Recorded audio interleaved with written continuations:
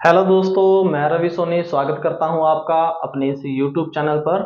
So in our last class students we completed nouns, and after nouns we have to complete pronouns because pronouns are very useful to make a sentence.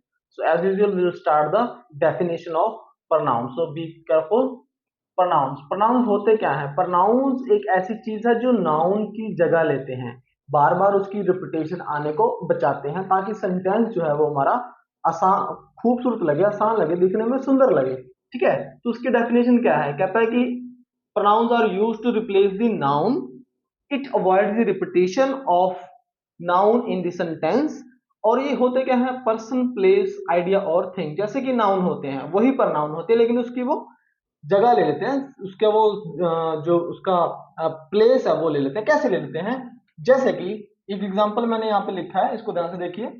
Jack found a bag, he give it to Shane, she kept it in her room. अब देखिए, Jack यहाँ पे क्या है? Jack यहाँ पे subject है जो कि है प्रॉपर हमारा नाउन है, नाम है। और आगे इसने बोल दिया कि ही गिव इट टू शैन। अब ही कौन है? ही भी तो जैक है ना। तो बार बार जैक का नाम लेने से जो सेंटेंस की जो एक ब्यूटीफुल जो ब्यूटी है उसकी वो खराब हो जाती है बार बार। तो जैक को रिप्लेस कर दे किससे? ही से। और आगे कह रहा है ही गिव इट टू शैन। अब फिर अगेन शैन दोबारा नहीं बोला गया, यहाँ पे शैन को रिप्लेस कर दिया शी से। She kept it. अब शी यहाँ पे कौन है? शैन। हाँ, तो फिर क्या हो गया? अवॉइड हो गया ना। अवॉइड क्या हो गया? नाउन हो गया दोबारा से ना। She kept it in her room. इसमें एक और भी प्रोनाउन है, इफ यू माइन्यूटली ऑब्जर्व। जैसे यहाँ पे लिखा है बैग, बैग और it. He give it to Shane, it. अब दोबारा से नहीं बोला उसने कि he give bag to Shane, right? तो इस सारे सेंटेंस में हमने ये देख लिया कि प्रोनाउन का काम क्या है। प्रोनाउन का एक ही काम है, वो जो रिपीटिशन है नाउन की उसे बचाता है। If I say in one sentence, the pronoun are the substitute of nouns. This is clear. So ये कितने प्रकार के? ये प्रकार हैं इसके 8 9 या कई ग्रामर में 10 भी दिए होते हैं। इट डिपेंड्स, क्योंकि ये लैंग्वेज है तो इट वारी on some places, and some teachers, according to their knowledge they bifurcate it. So 8 9 या 10 प्रकार के हैं, इसको हम सारे पढ़ लेते हैं। पहला है हमारा पर्सनल।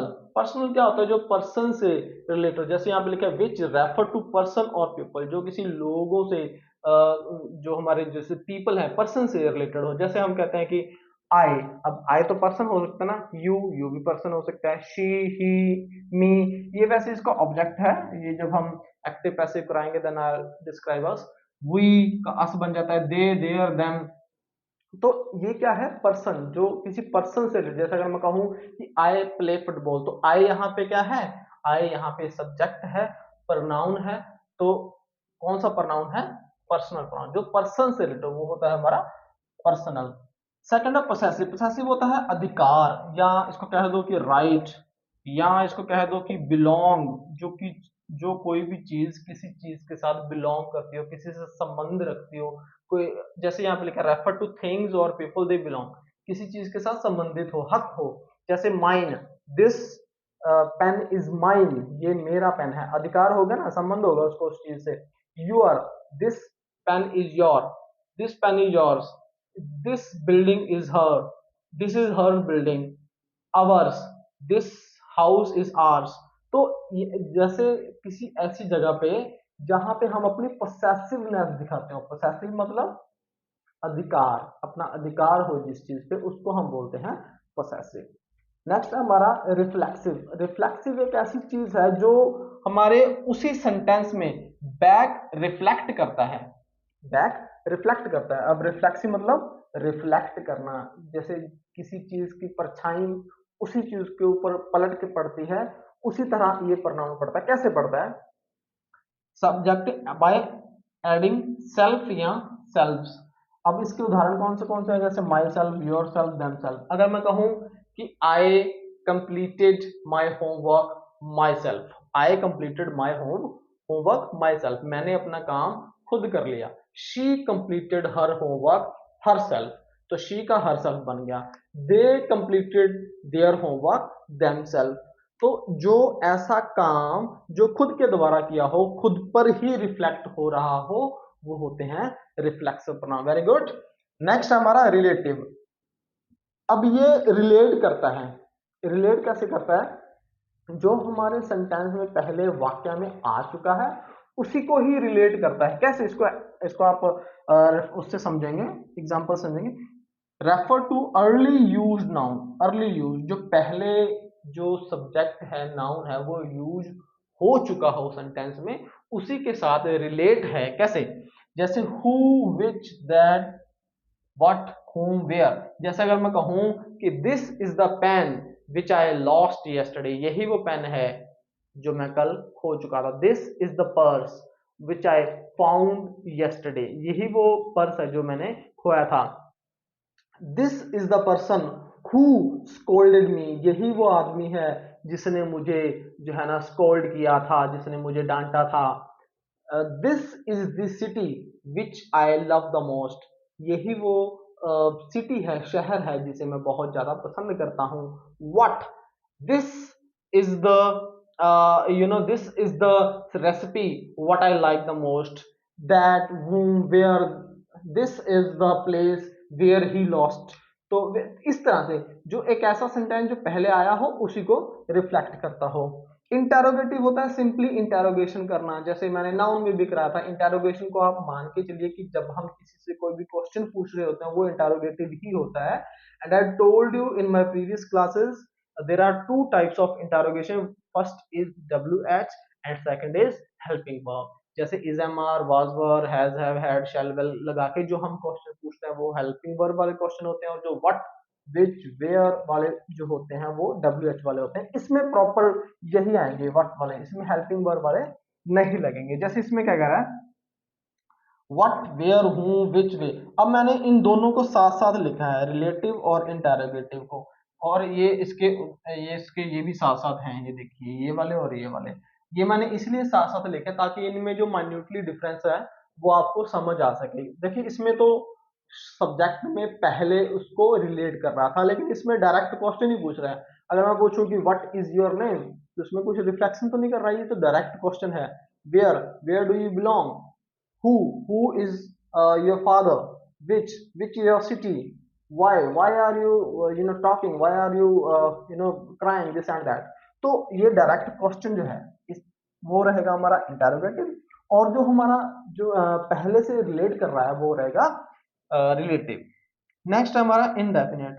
देखिए जो एक चीज होती है डेफिनेट, जो स्पेसिफिक हो, जिसका पता हो। एक चीज होती है इनडेफिनेट, जिसका पता ना हो, अनआइडेंटिफाइड हो, अनफैमिलियर हो, उसको हम इनडेफिनेट बोलते हैं, जो डेफिनेट नहीं है। जैसे which do not refer to a specific person, जो किसी स्पेसिफिक पर्सन को रिलेट ना कर रही हो।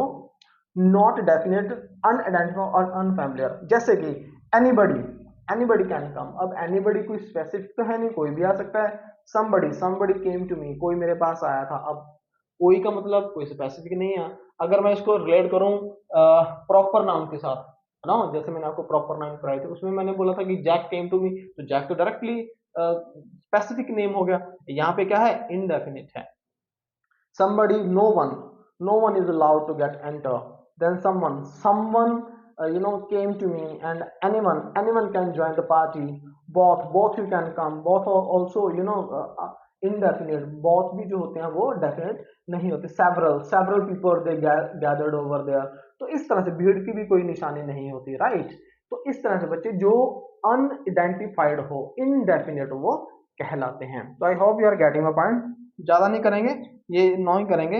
नेक्स्ट है demonstrative, used to point out the object which is it refers. ये उसी की तरह ही है, रिलेटिव की तरह है, लेकिन थोड़ा सा डिफरेंस है, क्योंकि इसमें this, that, those, there use किया जाता है, लेकिन इसको इंडिकेट स्टार्टिंग में किया जाता है, इसको रिलेट नहीं किया जाता। जैसे यहाँ पे लिखा है this is the gift which this is the gift I got from my mother। this is the gift, this जो हमारा प्रोनाउन है वो स्टार्टिंग में लगेगा, वहां पे हम डिस्ट्रीब्यूटिव यूज करेंगे, डेमोन्स्ट्रेटिव यूज करेंगे, सॉरी डेमोन्स्ट्रेटिव स्टार्टिंग में रहेंगे। जैसे this is the duster, I got from my father.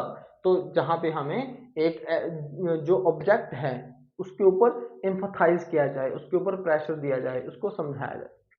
Then it is distributive, consider a member of a group separately rather than collectively. सबसे पहले तो मैं ये बताना चाहता हूँ कि ये सिंगुलर में काउंट होते हैं, कभी भी इसको प्लूरल नहीं आपने काउंट करना। बहुत जगह मैंने देखा कि बच्चे ये बड़ी ही कॉमन सी मिस्टेक करते हैं, वो समझते हैं कि ये ग्रुप है तो ये प्लूरल होगा। No never, it is always singular, it will be always will be counted as singular.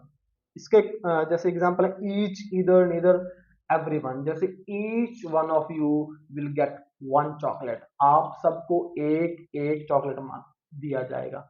कई जगह क्या करते हैं, मैंने देखा है जनरली कि वो कहते हैं कि आपको एक एक चॉकलेट दिया जाएगा, this is you will get one one chocolate. No, this is grammatically wrong, incorrect. आप कहोगे कि you all will get one chocolate each, या टू चॉकलेट ईच, या थ्री चॉकलेट ईच, व्हाटसोएवर, जो भी जितने भी देने हैं, लेकिन ईच बोलना है। अगर सबको तीन तीन चॉकलेट देने हैं तो हम ये बोलेंगे कि you all will get three chocolates each. हम ये नहीं कहेंगे कि you will get three three chocolates, that will be again grammatically incorrect. तो वहां पे हम कौन सा यूज करेंगे, प्रोनाउन डिस्ट्रीब्यूटिव। अगर कोई भी सेंटेंस आता है ना तो आपको ये फाइंड आउट भी करना पड़ेगा, क्योंकि आगे जब 10th क्लास 11th क्लास में है वहां पे एक सेंटेंस दे दिया जाता है और वहां पे आपको you have to find it out. वहां पे एग्जामिनर आपसे पूछेंगे कि find out the proper noun, find out the distributive noun, find out the indefinite noun, pronoun, this and that. तो आपको वहां पे स्पेसिफाई करना है। लास्ट हमारा होता है एक्सक्लेमेटरी। एक्सक्लेमेटरी होता है जब हमारी कोई विश होती है या हमारी कोई स्ट्रॉन्ग फीलिंग्स होती है या हम चौकन्ने रह जाते हैं, we are we are very surprised. जैसे इसमें लिखा है what a beautiful day, wow, कितना बड़ा, कितना जो है ना, कितना बढ़िया दिन है। जैसे what, you lost your chain, you lost your why, क्या आप अपनी चेन खो चुके हैं। तो उसमें जब हमारी एक सरप्राइजिंग सी जो एक भावना होती है, वो इसको ज्यादा इंतजार नहीं दिया गया। मोस्टली मैंने देखा है कि डिस्ट्रीब्यूटिव यानी कि 8 तक ही इसको दिया गया। 10th भी है, एक रेसिप्रोकल है, वो it is same as relative, तो रेसिप्रोकल भी उसको नहीं दिया जाएगा। तो these are the pronoun. I hope कि आपको ये समझ आ गया होगा। अगर नहीं समझ आया तो एक बार मैं आपको फिर से थोड़ा सा समझा देता हूँ। पर्सनल जो हमारे किसी पर्सन के साथ रिलेटेड हो, पोसेसिव जो किसी चीज के साथ बिलोंग करते हो, किसी के साथ राइट रखते हो अपना, रिफ्लेक्टिव जो सब्जेक्ट को रिफ्लेक्ट करता हो, देन रिलेटिव जो ऑलरेडी सब्जेक्ट के साथ रिलेट हो, देन इंटेरोगेटिव जो हम किसी से क्वेश्चन पूछते हैं, इंटेरोगेट करते हैं, देन इंडेफिनिट जो कि स्पेसिफिक नहीं है, that is ordinary, that is general. Then demonstrative ऐसा होता है जो कि सब्जेक्ट की जगह लेकर उसको इंफथाइज करता है, प्रेशराइज करता है, उसको वैल्यू ज्यादा देता है। डिस्ट्रीब्यूटिव वही कलेक्टिव नाउन, जिस तरह से हम इसको ईच, इधर, नेदर, जैसे each one of you will get one biscuit, इधर, इधर मी और she will go, neither nor, neither me nor she will go to Delhi, right? Everyone will everyone out of you will get a book. So this is the distributive. And exclamatory जहाँ पे आप चौकन्ने रहते हैं, where you are stunned, जहाँ पे आप आपकी जो है ना एक भावना व्यक्त होती है, आप अपनी जो मेंटल जो स्थिति होती है उसको उससे थोड़ा सा हटके ज्यादा आप एक्सप्रेशन देते हैं, वहां पे हम इस चीज को यूज करते हैं एक्सक्लेमेटरी प्रोनाउन को। तो आई होप कि आपको ये क्लास समझ आई होगी। इसके बाद इसके नेक्स्ट पार्ट्स भी हैं, नेक्स्ट वीडियोस में मैं इसके नेक्स्ट पार्ट्स भी लेता हूँ, क्योंकि वीडियो लंबी ज्यादा हो जाती है, इसलिए फिर आई आई it is my personal thinking that I need to finish the video within 10 to 12 minutes so that you can get everything within that 10 minutes. तो नेक्स्ट वीडियो में हम इसकी करेंगे वर्ब एडवर्ब, दो चीजें हम नेक्स्ट वीडियो में करेंगे। So till then keep learning, keep smiling, thanks a lot for watching my video. जय हिंद, जय भारत।